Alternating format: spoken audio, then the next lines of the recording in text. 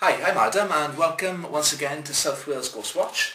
And on this week we're going to be discussing, from a new location as you can see, spontaneous human combustion. And on my show I've got Martin once again. Hello. There's Martin. And he's our regular guest on the show. And Martin, what is spontaneous human combustion? That's the first question I'm going to ask. Well, spontaneous human combustion seems to be where bodies are found with which are badly burnt apart from the peripheries of the body. It seems that if great heat has occurred, and the body has been consumed. We've got lots and lots of cases recorded somewhere over the last 300-400 years, and one could almost speculate going back into earlier mythology of the ancient peoples about spontaneous human combustion. Often morally seen as a means of punishment, but there are lots of aspects of this. Okay, and how is it caused, spontaneous human combustion? Well, spontaneous human combustion has never been scientifically examined. There's a number of reasons why we may get human combustion. Let's think of a number of things to do with this. First of all, our bodies are made of fat. Fat in certain circumstances will burst into flames if it's hot enough. We know that there is evidence as well that dead bodies produce fat as well that sometimes becomes very warm. And there's lots of evidence that from nature that insects, like fireflies, to some extent carry within them fire, which is what is producing the light. So there are all sorts of possible reasons why that may be. There's been no demonstrated real reason why, and it's not, as I said, it's not taken seriously by science. But it's one of those areas that is fascinating, and part comes from myth, part from belief, and part from science yet to be discovered. So have there been many cases where this has happened? Well, the first recorded case seems to go back to the 1700s. The most interesting case, probably that I've discovered recently, is an 1835 case of partial combustion. What we know is that traditionally during the 17th and 18th century, alcohol was a major problem, a bit like today really, and it was often the case that people told stories about people who had soaked themselves literally into their bodies of gin, of whiskey, of alcohol, which you know is inflammable, led to that. It's often seen as a punishment for drinking too much, and as a result the person is seen to suffer. In Charles Dickens's book Bleak House, there's a character called Crook who is a very heavy drinker, and he is found combusted. So there's all sorts of situations like that. There's a very famous case in 1835 where a doctor was walking along and suddenly he felt a searing pain in his leg. He looked down and he saw a flame. Staying calm, he realised that if he placed his hands over that, it would lack oxygen, and so the flame would go out. He stayed calm and put the flame out, but when the wound was examined, it was concurrent with burns. It was about 6 inches long, went into the leg, and after that his muscles felt the pain for a long time after. So there seemed to be some particular reason why that. Well, it seemed to be. It was completely evidence of a burn, but it went out. So we're not really sure what happened. It's an 1835 case, I think, in New York, well documented. Okay, there's also another case as well in the 17th century where a man was acquitted for murder, but it turns out that there was a case of spontaneous human combustion, wasn't there? That's right. Yeah. I mean, you can look at this in a number of ways. He too, I believe, was a heavy drinker. Yeah, yeah. And you have to remember that in the 17th century, alcohol was beginning to come in great numbers. There were the first attempts to control alcohol because they feared the population would become lawless. Really a bit like Neath on a Saturday night. And, or Port Talbot on a Saturday night. And the idea was that if somebody burnt, they were being punished literally by God or by religion. When a murder occurs, people are rationally trying to find explanations for why something happened. I believe the guy was acquitted, basically because they couldn't prove that he had murdered, and secondly, morally there was seen to be reasons for this guy to be punished because of his drinking. Other people like Gogol in Dead Souls writes about people being combusted. Mark Twain writes about it in novels as well. So there's lots of evidence that it's very clearly linked in with punishment. I also read as well there's a scientific explanation that an atomic chain reaction can occur in the body. Well, that's right. Which can build up internal heat. Is that yes, I've heard that argument. Yeah. Let's. I was listening to a program last night about cosmic heat passing through us all. That we don't notice it. There may yet be an evidence for that. If you think about it, we use the atom bomb. Atomic energy is caused by splitting an atom, which creates an amount of great heat and great energy. I sometimes wonder if we're at the very beginnings of quantum theory, and whether perhaps spontaneous human combustion lies somewhere within that.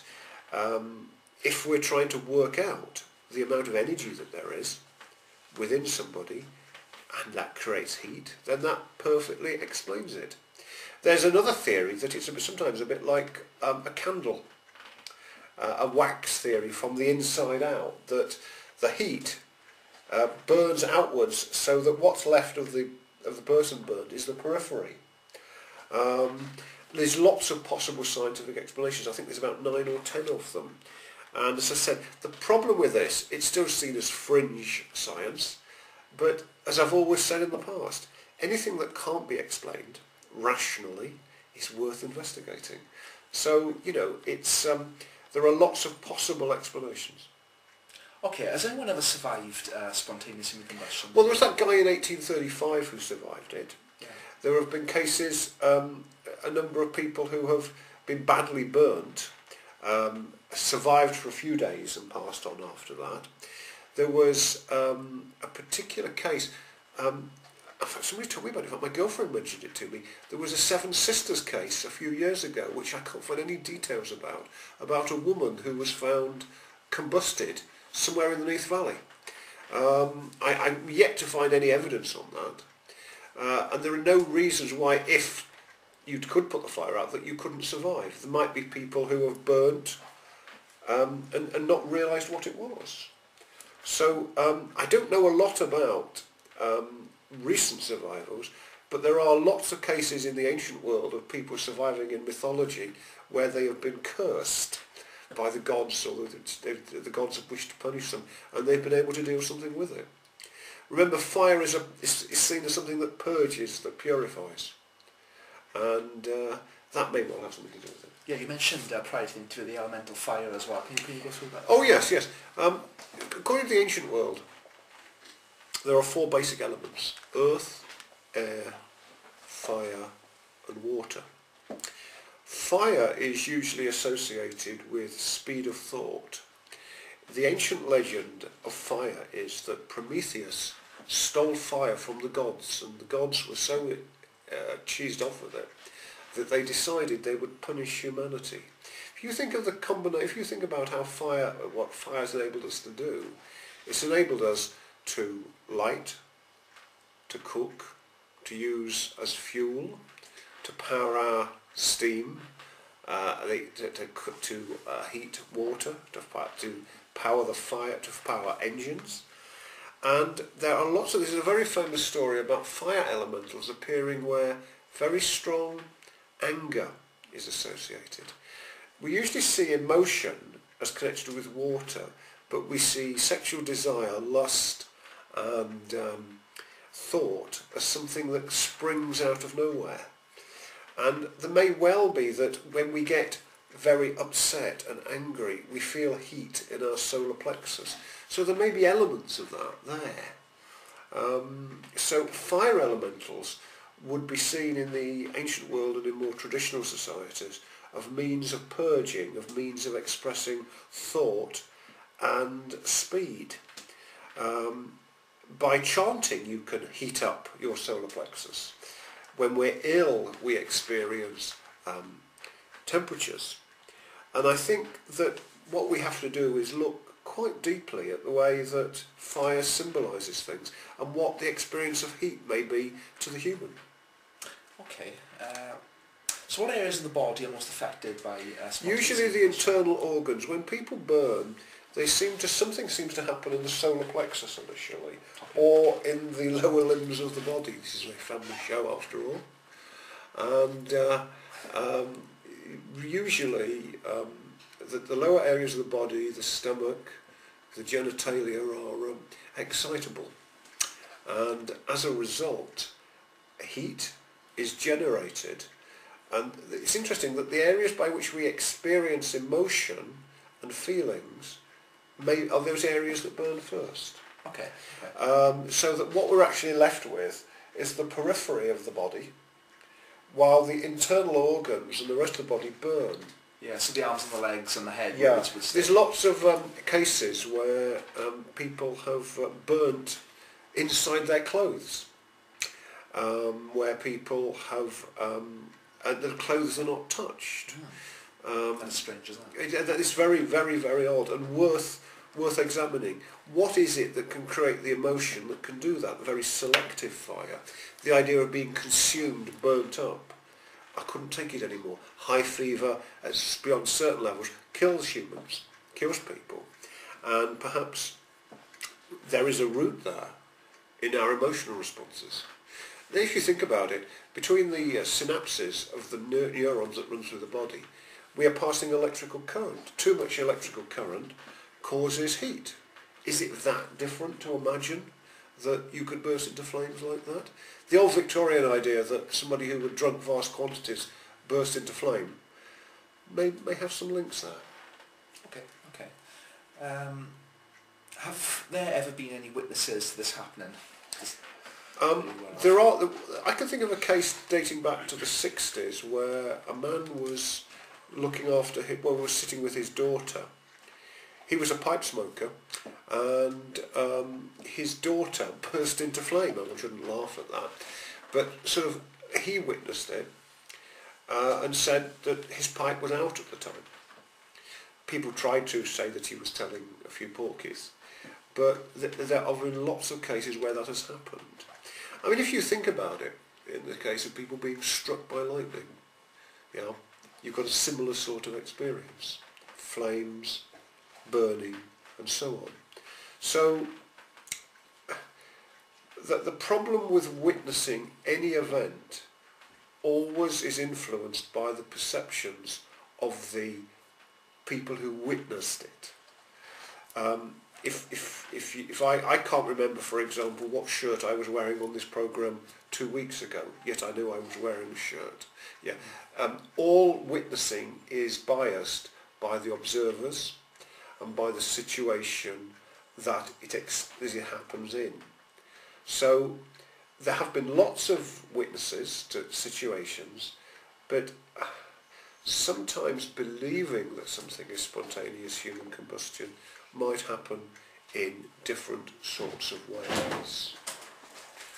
That might be the best way to view it. Okay. I see, okay. Okay, so do you believe that in most of these cases there was a source of ignition that caused the fire to occur, the spontaneous human combustion to occur? There clearly seems to be an evidence with fat, with electrical energy, with fire, with explanations. The body produces gases, particularly if we drink too much. If we eat too many curries, we can easily produce gases that are easily inflammable. And I don't really think there's any other reason to explain, any other reasons why, if we can accept that given the right circumstances, that the body can burn. We produce flammability all the time.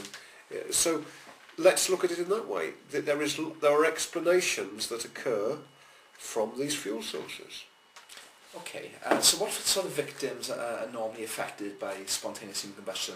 Is it alcoholic victims, like you said earlier? Or? Yeah, I mean, one of the most interesting things about the victims of spontaneous combustion seems to be that we no longer seem to link it in with massive drinking bouts. In the last 200-300 years, alcohol was seen as a major problem. That led to people to become wicked and evil, and it was often seen as a punishment. I've noticed in cases of spontaneous human combustion in the last 40-50 years that has not been the case. So I sometimes wonder if we make judgments after the events. Of course, a very logical explanation is if you are an alcoholic and you're lying there in if your clothes are covered in alcohol, you will become more combustible. But that hasn't happened as recently as it did. See, rich tapestry of people being punished by the gods or the religion for drinking. That's often what causes it in those days. But since then, events seem to be more connected with smoking, with being morally wrong. And I sometimes wonder if the old myth of punishment from the gods, divine intervention, is an explanation there. Okay, so I mean, a lot of these cases occur when the victims are alone. Yes. That's normally the case as well, isn't it? Yeah, I mean, if you think about it, an awful lot of cases occur where people are smoking and fall asleep. That causes it. Yeah. But and sometimes there's not always witnesses there either. There's not always witnesses there. Yeah. This is a very rich area to look at, and I think people need to treat it very sceptically, but also look at possibilities for explanation. Okay, it's my understanding that small parts of the body remain unaffected, such as the arm, yes. The foot, or even Yes. the head. I mean, if you think about it, right? How's that? The arms, the foot, the head, it's not going to be as combustible. Yeah, the foot is quite solid. There's very little to burn. There's skin around it, and there's mainly bone. The skull is solid and protected, and it's very difficult for things like the teeth to catch on fire and so on. But the rest of the body, particularly the stomach, with gastric production of chemicals, there's acid in there as well. Yeah, yeah. It would be easier technically to burn. So that might explain why things like that happen. And of course the temperature would have to be at least 2,000 degrees. At least 2,000 degrees. I mean, let's not. When you talk about when we have when we at a crematorium, a little bit sometimes are left. We don't want to like nails and teeth and things like that and bits of bone. Yeah. And I think that sometimes we see that certain parts would not be as consumed as much. If you look at when you burn your food, it spreads in a particular pattern. Yes. Yeah. It has to be of a certain solidness to burn at certain ways. It's very difficult to set on fire the crusts of a toast, but the actual bread itself, in the middle, burns far more easily. So there may be explanations there as well. Okay. Is there anything you'd like to add, or something which maybe I've missed? No, I think one of the things that is, we'd be very interested in hearing about local examples of this. As I said, my girlfriend told me about this case in Seven Sisters, where somebody was found. It would be very interesting, perhaps people to let South Wales Ghost Watch know if they've picked up on any particular information about such activities over the years.